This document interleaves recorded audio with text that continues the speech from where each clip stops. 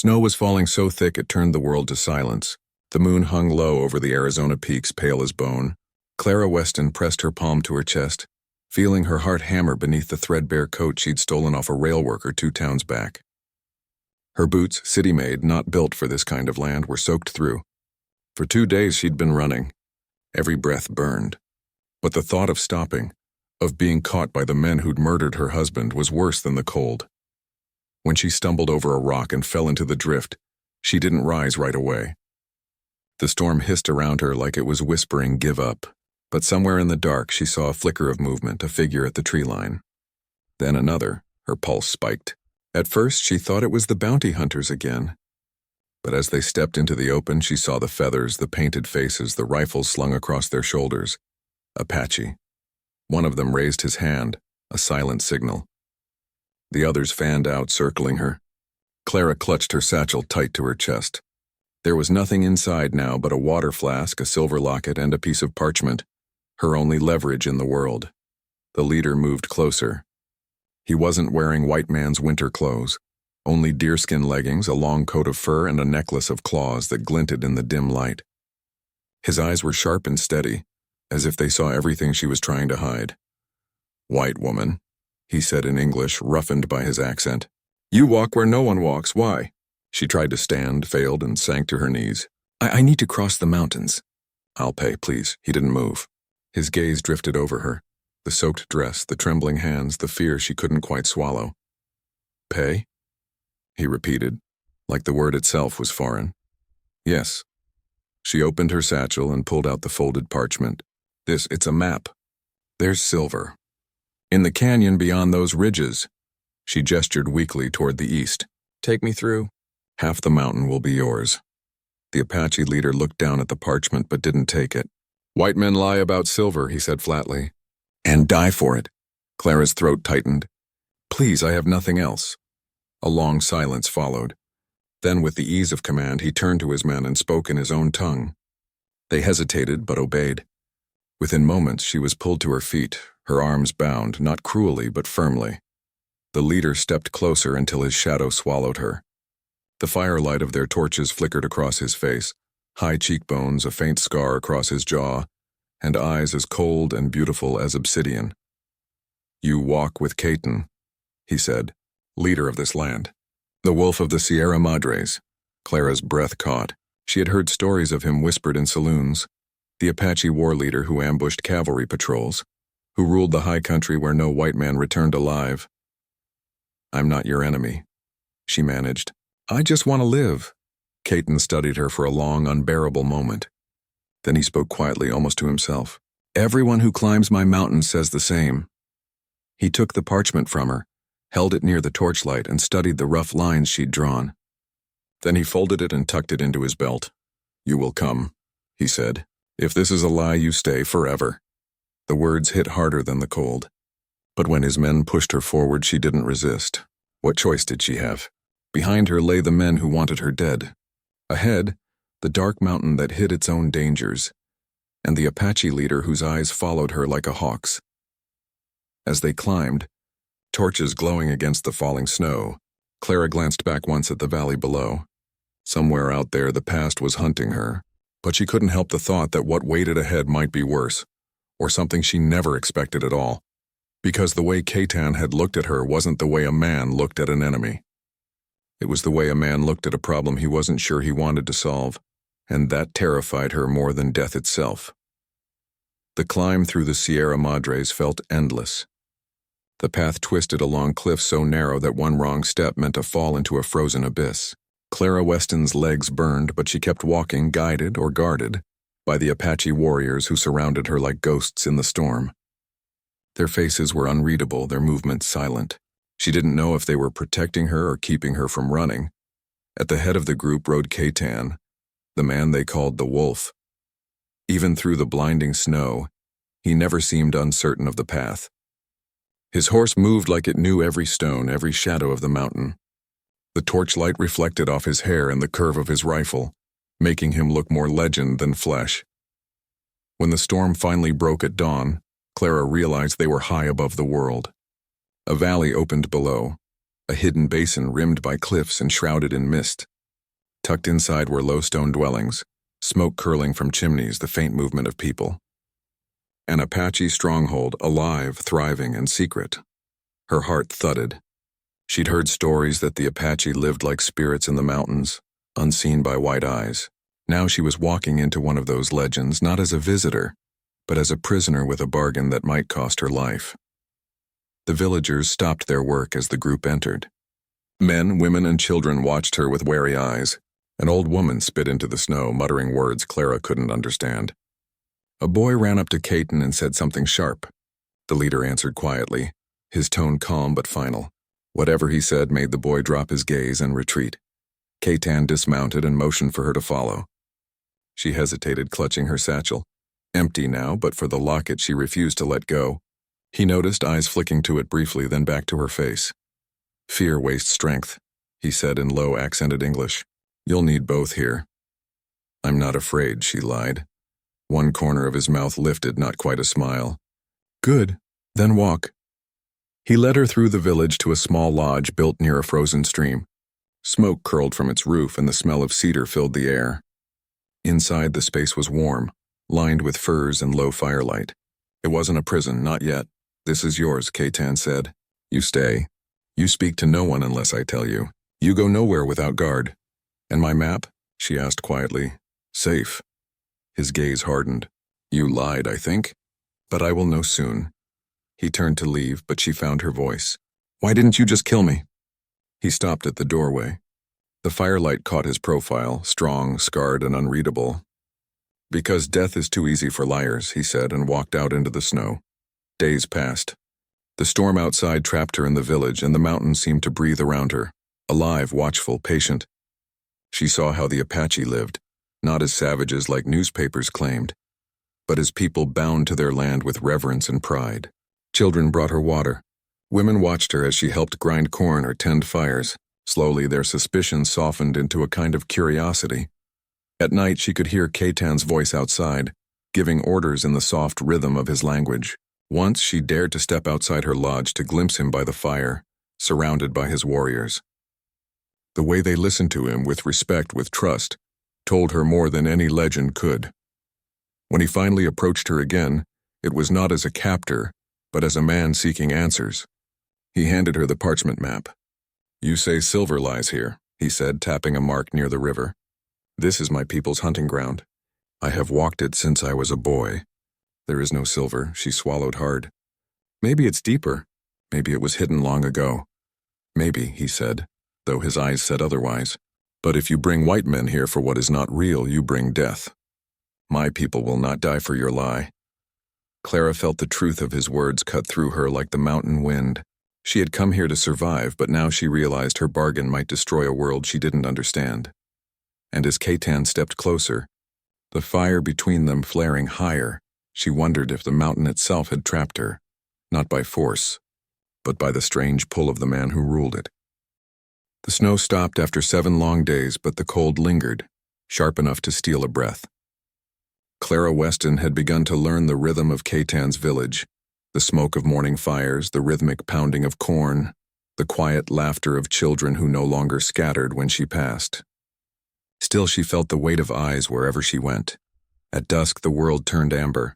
Caton's warriors returned from patrol, their silhouettes outlined against the fading sun. She often saw him then, his stride strong, his presence commanding yet silent. He spoke little to her, but when he did, his words carried the force of something unspoken. That night, as the tribe gathered around the great fire, Clara found herself among them. One of the women, Naya, Caton's cousin, had pressed a bowl of stew into her hands and motioned for her to sit.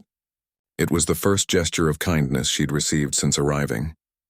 The warmth of the fire seeped into her bones, and for a moment she almost forgot she was a stranger. Caton sat across the circle, his expression unreadable in the glow. He looked up occasionally, speaking in his native tongue, and every time his dark eyes caught hers, she felt her stomach twist. The wolf of the Sierra Madres, leader, protector, executioner, wasn't the savage she'd been told to fear. There was control in him, purpose even, decency.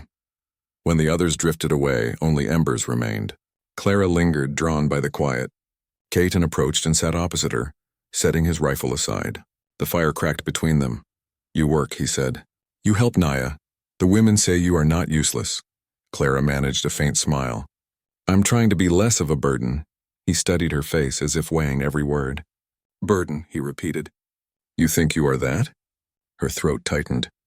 To your people, yes, to myself. I don't know anymore, the silence stretched. Then Caton spoke softly. Why do you run, white woman? Who follows you? Clara's hands clenched in her lap. She hadn't spoken of it to anyone since the night she fled. But the firelight, the stillness, and his steady eyes made her defenses crumble. My husband, she began slowly, owned a ranch near Prescott. Men came, mercenaries they called themselves, said they wanted to mine silver near our land. He refused, so they killed him, burned our home. I barely escaped. Caton's expression hardened, his jaw tightening as if the flames reflected memories of his own. White men who steal land and blood. We know them. They think I have a map to silver, she whispered. They're hunting me for it. I drew that map to save myself. I didn't know it would bring me here. Caton's gaze lingered on her, fierce and silent. So the map is false. She looked down, shame rising like heat. Yes, I lied. But only to stay alive. The fire popped, sending sparks into the night. For a moment, he said nothing. She waited for his anger, the punishment he'd promised if she deceived him. Instead, his tone was low and controlled when he finally spoke. My people die for the lies of white men. You carry one of those lies in your hands. I never meant to hurt anyone, she said, her voice breaking. I just wanted to live. Caton's eyes softened slightly. To live without truth is not living. His words sank deep. Tears welled in her eyes, but she blinked them away. What will you do with me? He looked at her a long time before answering. I have not decided. Then, without warning, he reached across the fire and brushed his fingers along her wrist. The touch was brief but searing, like the spark of the flame itself. She froze, unable to move. His hand fell away as quickly as it came, yet something inside her changed. Caton stood, his shadow stretching tall against the firelight. Tomorrow you tell me everything. All truths. If you lie again, you stay. Forever. When he walked away, Clara sat trembling before the dying embers, her pulse loud in her ears. She had come here seeking protection, a bargain to save her life. But that touch, fleeting, forbidden, made her realize something terrifying. The real danger wasn't outside the village or even in the mountains. It was here in her chest where a heartbeat had begun to answer his. The morning came sharp and clear after a night of uneasy dreams. The storm had broken, leaving the mountains sparkling like glass beneath the sun. Clara Weston woke to the sound of drums in the distance, slow, rhythmic, steady. She stepped outside the lodge and saw the Apache gathered in the clearing, men painted for war, horses restless in the cold air. Her stomach clenched. Something had changed in the air, tension, purpose, command. And at the center of it all stood Caton, tall and calm, giving quiet orders in his language. He looked different in the sunlight, every bit the leader he was rumored to be, his presence commanding, his expression unyielding. When he noticed her, his gaze locked onto hers across the clearing. The noise around them seemed to fade. He spoke briefly to one of his men, then walked toward her. You said white men come for silver, he said when he stopped before her. We found tracks. 5 riders close, her heart lurched. Then they found me, he nodded once. You brought danger to my people's land. I didn't mean, I know what you meant, he cut in quietly. But the mountain does not forgive what men mean. It only knows what they do. Clara swallowed hard. What will you do? Caton's gaze was steady, unreadable. We move my people deeper into the valley. Hidden trails. You stay here, until the danger is gone, she blinked in disbelief. Stay, alone? You can't just lock me away like some... He stepped closer, close enough that his breath brushed her hair. You made a bargain, white woman. You asked the wolf for safe passage. Now the path you walk belongs to me. Clara's breath caught. You can't keep me here. He tilted his head slightly, the faintest curve to his mouth. Can't? His voice was soft, but it carried the power of thunder.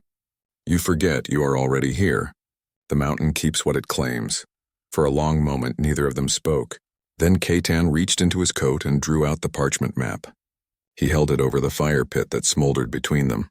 What are you doing? She whispered. You said this brings death. You are right. It burns today. Before she could protest, he tossed it into the flame. The parchment curled, blackened, and turned to ash. The lie she'd built her survival on vanished before her eyes.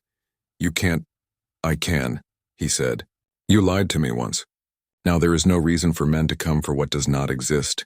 Her throat tightened. "Then what happens to me?" He looked down at her, the sun catching the faint scar that traced his jaw. "You stay until the snow melts.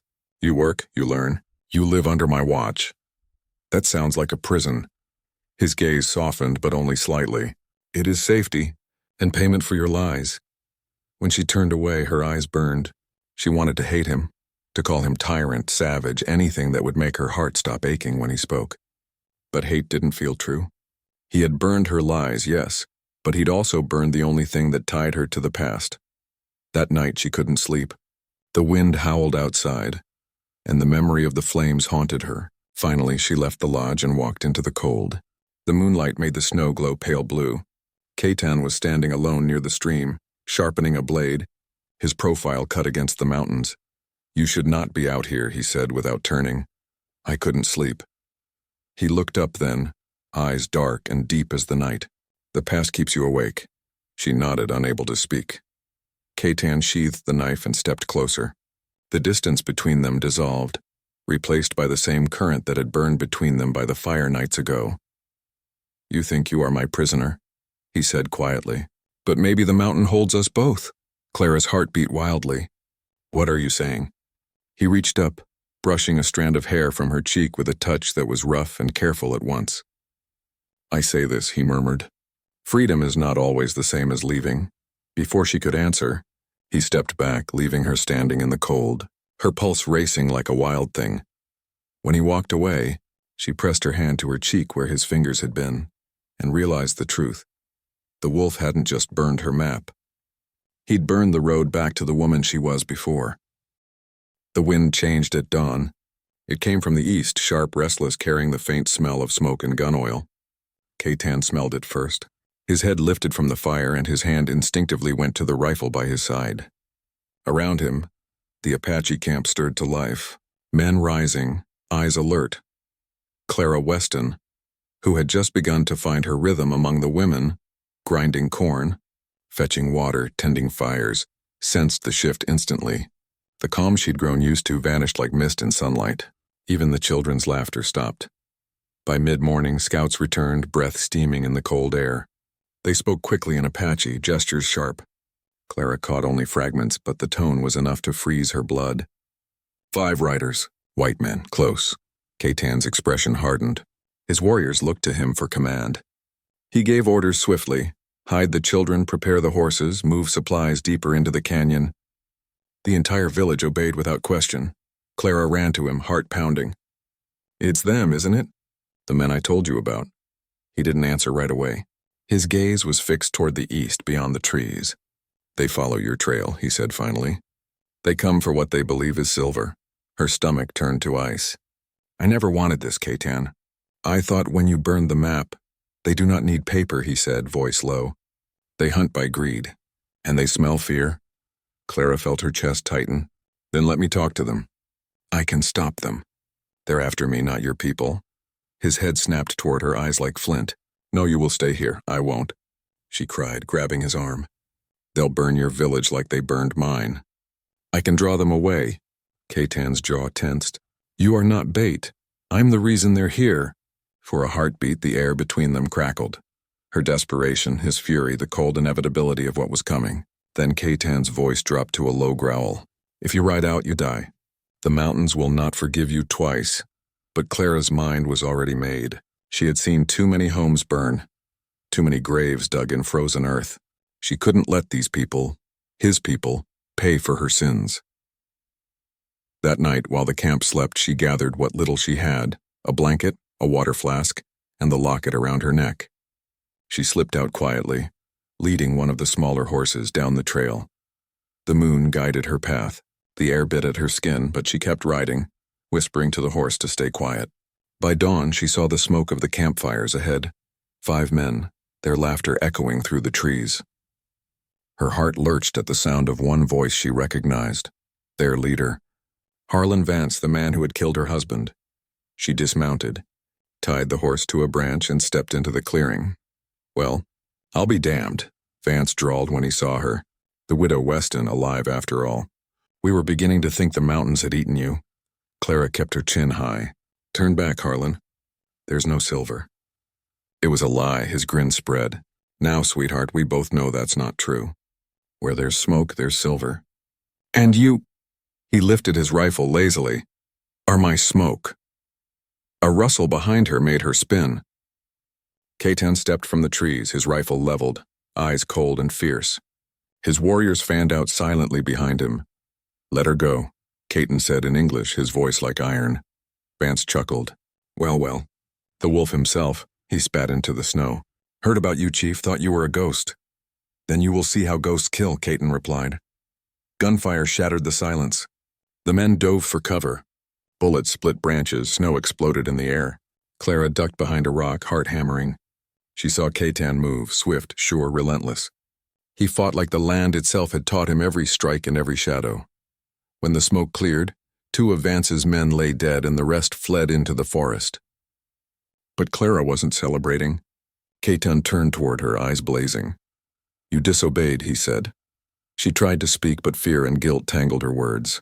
I had to— You could have died. So could your people. She snapped, tears stinging her eyes. Would you rather I hid while they slaughtered your village?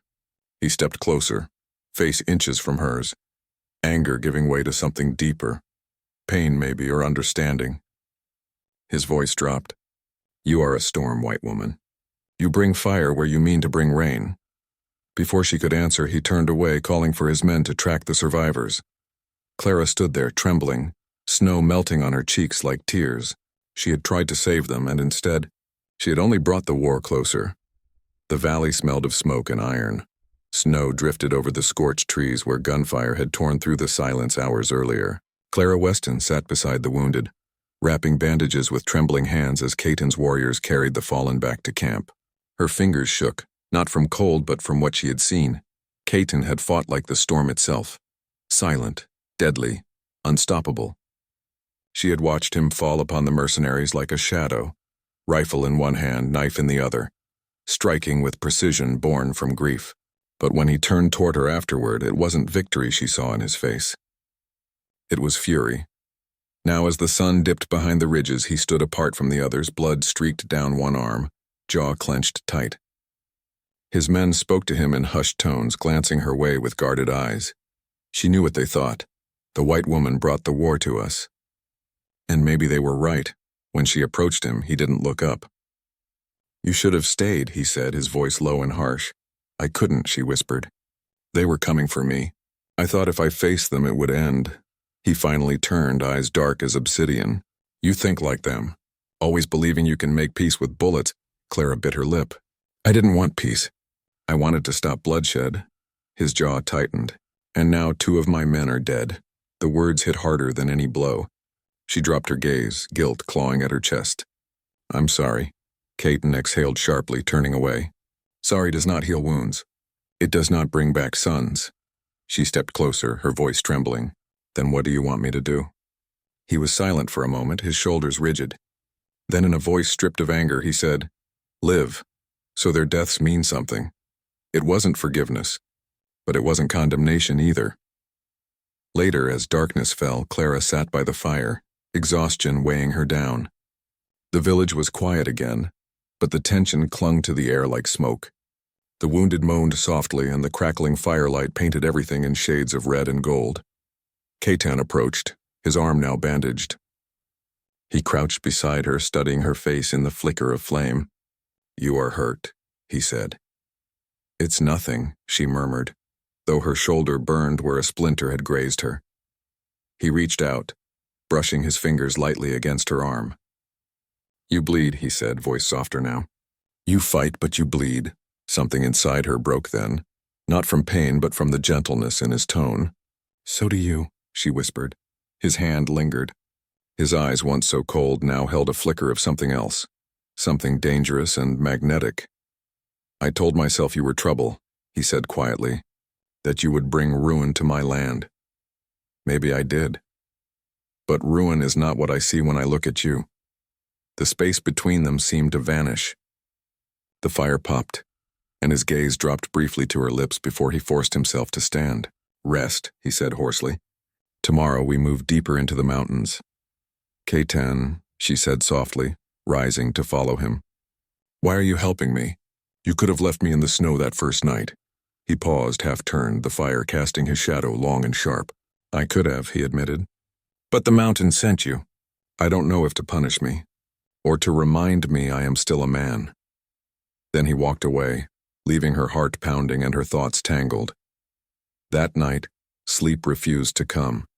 She lay awake listening to the wind brush against the lodge walls, thinking about what he'd said.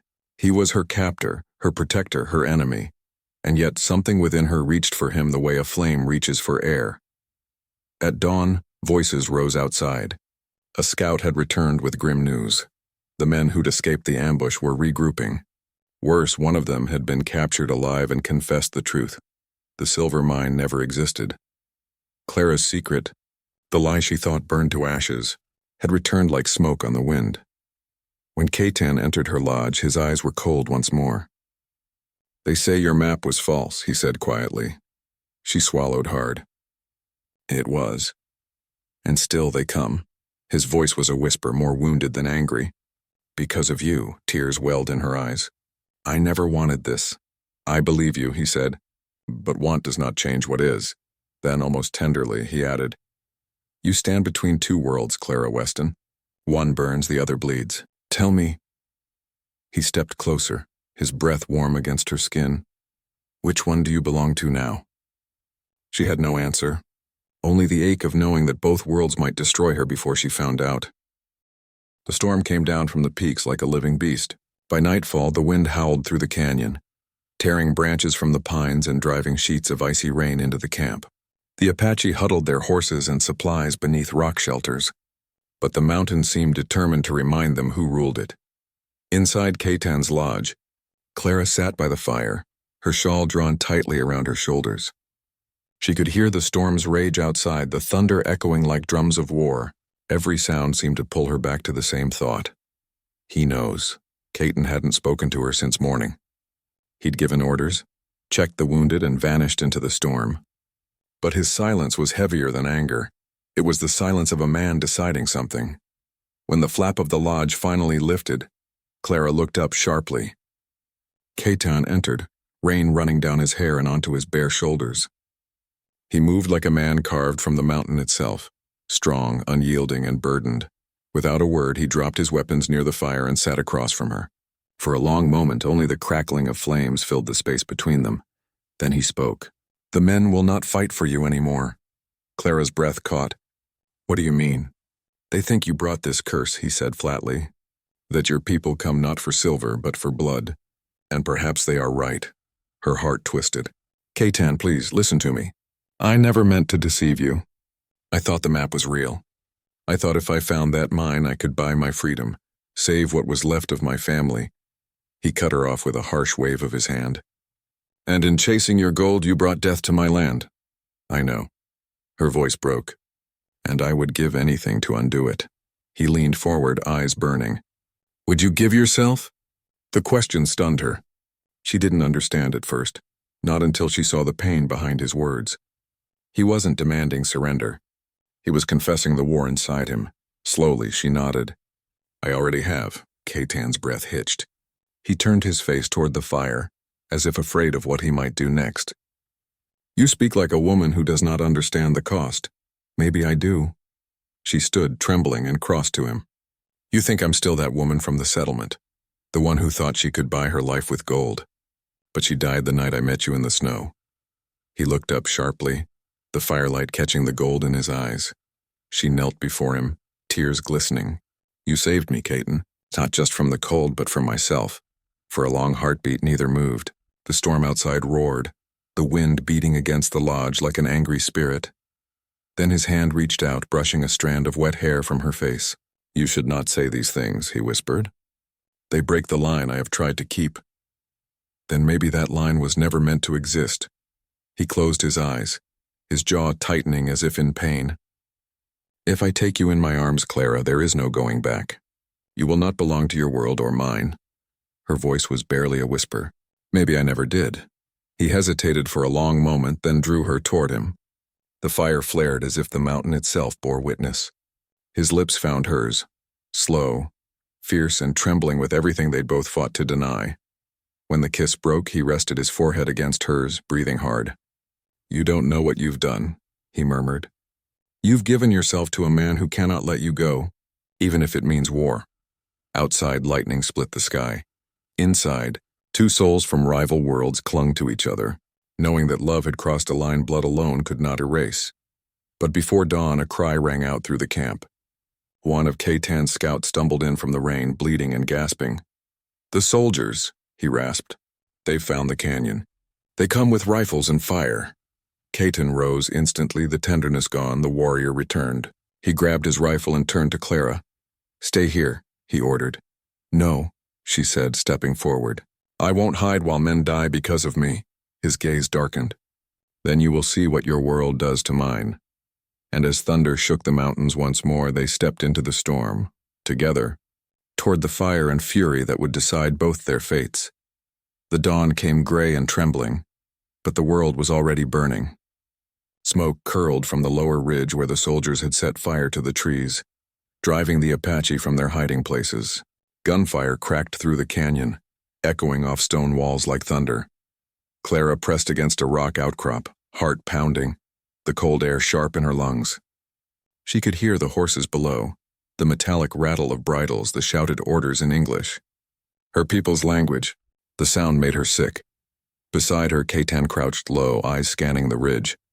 His face was streaked with ash, his rifle steady. Every motion was deliberate, calm, even as chaos spread below them. The men trusted him. She could see it in the way they followed his hand signals without hesitation. But she could also see the fear in their faces. There were too many soldiers. "Too many rifles. We can't win this," Clara whispered. K-10 didn't look at her. "You brought them here." She flinched, the truth cutting like a blade. "Then let me end it. Let me go to them." "I can talk to them." He turned to her sharply, his expression fierce. "They will not listen. To them you are already dead, or worse, a traitor." She opened her mouth to protest, but the roar of a rifle cut her off. A bullet splintered the rock above them, showering her with dust. K-10 pulled her down hard, covering her with his body. For a heartbeat, she could hear nothing but the hammer of his heartbeat against her back. When the shooting paused, he rose to one knee, eyes narrowing. "They're trying to flush us out. If they take the ridge, they'll slaughter everyone in the valley." He turned to her, voice low. "Stay here." "No," she said, clutching his arm. "If you go down there, you'll die." He gave a grim smile. "Then I will die as I was meant to, protecting my people." She gripped his hand tighter. "And what about me?" His eyes softened for a moment. "You," he began. But before he could finish, another explosion shook the ridge. The ground heaved beneath them, sending them tumbling. Clara hit the earth hard. The wind knocked from her lungs. When she looked up, K-10 was gone. Panic seized her. Smoke burned her eyes as she stumbled forward, calling his name. She saw flashes of the battle below. Apache riders sweeping down through the ravine, their war cries mingling with the crack of rifles. Soldiers fired blindly into the trees. Horses screamed. And then she saw him, K-10, on horseback, charging through the smoke. The sunlight caught the feathers in his hair, his rifle raised high. He rode straight into the fire line, shouting orders in Apache, his voice carrying above the chaos. Something inside Clara snapped. She couldn't watch him die for her. She grabbed a fallen rifle and ran downhill, sliding through the mud and smoke until she reached the base of the canyon. "Clara!" someone shouted. It was one of K-10's men, horrified, but she didn't stop. She fired toward the soldiers, the recoil jarring her shoulder. The men faltered, startled to see a woman among the Apache. That hesitation gave K-10's warriors a chance to strike back. They swept through the line like a storm, driving the soldiers toward the burning trees. But victory came at a cost. K-10's horse stumbled in the smoke, and he fell hard. Clara rushed forward, dodging gunfire, and dropped to her knees beside him. Blood soaked his side where a bullet had found him. "No, no," she gasped, pressing her hands against the wound. "Stay with me, K-10." He winced, gripping her wrist. "You shouldn't have come," he said, voice hoarse. "I couldn't let you face this alone." He looked at her, pain and pride mingling in his eyes. "You are fire, Clara Weston. You burn everything you touch. Even me. Then burn with me, she whispered. He gave a faint, broken smile. If the mountain wills it. The gunfire began to fade. The soldiers were retreating, their commander shouting for a withdrawal. The Apache had held the canyon, but barely. When the smoke cleared, Caton was still breathing, but his strength was failing fast. Clara tore her shawl into strips and bound his wound, tears streaking her dirt-stained face. Above them, the sun broke through the clouds, turning the smoke into ribbons of gold. It's over, she whispered. You did it. Caton's hand brushed her cheek. No, he murmured. It's just beginning. You've changed everything. Then his hand went limp. Clara pressed her face against his chest, the sound of his fading heartbeat echoing through her soul. And in that moment, she knew the mountain had taken what it wanted, her freedom, her fear, and now perhaps the only man who had ever truly seen her. The battlefield was silent now, blanketed in gray smoke and ash. The scent of gunpowder lingered in the air, mingling with the iron tang of blood and rain. Clara Weston knelt beside Caton, her trembling hand still pressed against his bandaged side. His breathing was shallow, but he lived. Somehow against the mountain's fury and man's violence, he lived. The Apache moved among their fallen in silence, tending to the wounded, carrying the dead. A quiet grief rippled through them, deep and restrained. There was no triumph in their eyes, only survival. Clara wanted to help, to do anything, but her body ached, and her spirit felt as though it had been torn in two. She watched as Toshe, one of Caton's older warriors, approached. His face was lined with smoke and sorrow. He needs rest, Toshe said, nodding toward Caton. And the mountain needs our thanks. We will burn sage tonight. Clara brushed her hair from her face, streaked with ash. Can I stay with him? Toshe looked at her for a long moment, then nodded. You saved him. For that you stay. When the sun dipped behind the peaks, the valley glowed orange from the fires of ceremony. The Apache gathered around Caton's lodge, chanting prayers of protection and mourning. The rhythm of the drums was slow, heavy. Each beat a heartbeat of the mountain itself. Clara sat beside Caton's mat, wiping his fevered brow with a damp cloth. His eyes fluttered open once, dark and glassy. Clara, he murmured. I'm here, she whispered, clutching his hand. You're safe. His gaze drifted toward the smoke curling through the lodge. Safe, he repeated, as though the word were foreign. No one is safe. Not after this. You don't have to fight anymore, she said softly. The soldiers are gone. Caton turned his head slightly, grimacing in pain. They will return. Men like them always do, she hesitated. Then I'll go. I'll find a way to stop them. His hand tightened weakly around hers. If you go, they will take you again. And this time I will not be there to find you. Her throat constricted. Then what should I do? Caton's eyes searched hers, filled with a quiet knowing. You made a deal with the mountains, he said slowly. Now they decide your path. She swallowed, tears threatening. And what if I don't want to belong to the mountains? His lips curved faintly, a ghost of a smile. Then you belong to me. Her breath caught. The words should have frightened her, but instead they filled her with something deeper, a warmth that felt both forbidden and right. Outside, the chanting rose louder, the air thick with incense. Clara leaned close, pressing her forehead to his. Then I'll stay, she whispered. If the mountains will have me, I'll stay. When the ceremony ended, the night fell heavy and still. The rain had stopped, leaving the air cold and clean. Clara stepped out of the lodge, staring at the stars that shimmered above the peaks. She felt as though the entire world was holding its breath. Toshe approached quietly, his gaze fixed on her. You have brought much change, he said. Some here will never forgive you. Others will follow you, she nodded slowly. I didn't come here to lead anyone. He studied her, his tone softer. The mountain chooses strange messengers. Before she could reply, a cry came from one of the watchmen above the ridge. Clara tensed. What is it? Riders, came the answer. Flying a white flag, Clara's heart pounded. She rushed up the slope with Toshe beside her. Through the smoke and thin mist she saw them, 3 soldiers on horseback approaching cautiously. One carried a cloth of truce, the others bore packs instead of rifles. They come to speak, Toshe said warily. When they reached the line, the lead soldier called out, We've come for the wounded. We don't want more blood. His voice trembled slightly as though he'd seen enough horror to last a lifetime. Clara stepped forward before Toshe could stop her. "And what about peace?" she demanded. The man looked startled to see her alive. "Mrs. Weston? They said you were dead." "Not yet," she said coldly. "Tell your commander, no more raids, no more fires. The land is done bleeding." He hesitated, then nodded. "If they agree to release the captives, we'll withdraw." "There are no captives here," Toshi said in a low, dangerous voice. The soldier's gaze flicked uneasily toward Clara. "Then maybe peace is possible." When the soldiers rode away, the camp fell silent again. The war was ending, but at a cost no one could measure. Clara returned to Ketan's side. His eyes were open now, watching her. "They came," she whispered. Maybe it's over." Ketan's voice was barely audible. "Nothing ends. The land remembers. But maybe," his fingers brushed hers. "We begin again." She sank down beside him, tears falling freely now. For the first time she understood what peace really meant. Not the absence of war, but the choice to love. Even after it, spring crept slowly into the canyon, melting the last of the snow that had buried the scars of war. The river ran fuller, its sound echoing softly through the cliffs, as if the mountain itself were exhaling after a long breath held too long.